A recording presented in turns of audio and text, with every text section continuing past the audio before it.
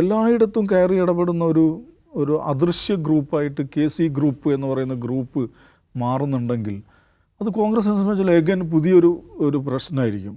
Lali James അവർ മാധ്യമങ്ങളോട് സംസാരിക്കാൻ പറഞ്ഞ കാര്യമുണ്ട്. KC വേണുഗോപാൽ എന്തിനാണ് ഇവിടുത്തെ ഈ കാര്യത്തിലൊക്കെ ഇടപെടുന്നത് എന്നൊരു ചോദ്യം ചോദിക്കുന്നുണ്ട്. KC വേണുഗോപാൽ എന്ന് പറഞ്ഞാൽ AICCയുടെ ഏറ്റവും പ്രധാനപ്പെട്ട ചുമതലയിൽ മല്ലികാർജുൻ ഖാർഗെ കഴിഞ്ഞാൽ സംഘടനാപരമായി ഏറ്റവും പ്രധാനപ്പെട്ട ചുമതലയിൽ ഇരിക്കുന്ന ആളാണ്. സംഘടനാ ചുമതലയുള്ള അഖിലേന്ത്യാ ജനറൽ സെക്രട്ടറിയാണ്.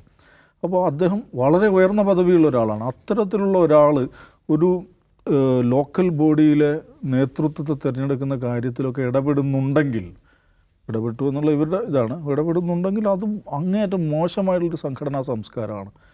ഇപ്പം അജിംസ് പറഞ്ഞൊരു KC ഗ്രൂപ്പ് എന്ന് പറഞ്ഞൊരു ഗ്രൂപ്പ് ഉണ്ടെന്ന് വെച്ചാൽ അങ്ങനെ ഗ്രൂപ്പില്ലെങ്കിലും ഇത് സർവ്വവ്യാപിയായിട്ടുണ്ട്. ഇങ്ങനെ ഇപ്പോൾ കൊച്ചിയിലെ പ്രശ്നം വന്നപ്പം ദീപ്തി മേരി വർഗീസിന് മേയറാക്കാതിരുന്നപ്പോൾ KC ഗ്രൂപ്പിന് അതിൽ പ്രതിഷേധം ഉണ്ട് എന്നുള്ള നിലക്കാണ് മാധ്യമ വാർത്തകൾ വന്നത്. അപ്പോൾ ഇങ്ങനെ എല്ലായിടത്തും കയറി ഇടപെടുന്ന ഒരു അദൃശ്യ ഗ്രൂപ്പായിട്ട് KC ഗ്രൂപ്പ് എന്ന് പറയുന്ന ഗ്രൂപ്പ് മാറുന്നുണ്ടെങ്കിൽ അത് കോൺഗ്രസിനെ സംബന്ധിച്ച് എഗൻ പുതിയൊരു പ്രശ്നമായിരിക്കും. കാരണം ഒന്നാമത്തേത് ഒരു ഗ്രൂപ്പ് കൂടെ വരുന്നു എന്നുള്ളത്, രണ്ടാമത്തെ ഒരു അഖിലേന്ത്യാ ജനറൽ സെക്രട്ടറി ഇത്രയും ലോക്കലായിട്ടുള്ള കാര്യങ്ങളിൽ വരെ ഇടപെടുകയും അതിൽ ആരെ മേയറാക്കണം അല്ല ആക്കരുതെന്ന കാര്യത്തിലൊക്കെ തീരുമാനത്തെ സ്വാധീനിക്കുകയും ചെയ്യുന്നു എന്ന് പറഞ്ഞാൽ അത് ദുർബലമായൊരു സംഘടനാ വ്യവസ്ഥയാണ്.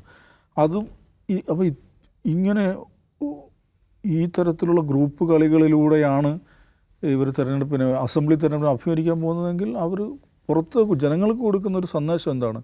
ഞങ്ങളൊരു യൂണിഫൈഡ് ഹൗസ് അല്ല എന്ന സന്ദേശമാണ് കൊടുക്കുന്നത്. അത് പാർട്ടിയുടെ പ്രോസ്പെക്ട്സിനെ ഭയങ്കരമായിട്ട് ഡാമേജ് ചെയ്യും. പിന്നെ കോൺഗ്രസിൻ്റെ കാര്യത്തിലാകുമ്പോൾ ഇതിനകത്ത് ഇടപെടാൻ ഒരുപാട് പ്ലെയേഴ്സ് ഉണ്ടാവും.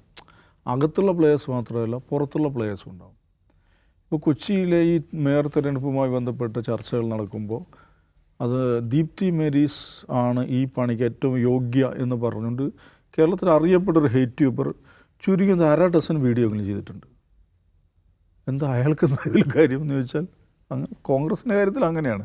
എല്ലാവരും കയറും, അഭിപ്രായം പറയും, പലർക്കും പല താല്പര്യങ്ങളുണ്ടാവും, അതിനുവേണ്ടിയുള്ള ക്യാൻവാസിങ് നടത്തും. പ്രതിപക്ഷ നേതാവ് ഇഫ്താർ മീറ്റിന് ക്ഷണിച്ച ആളാണ് യൂട്യൂബ്.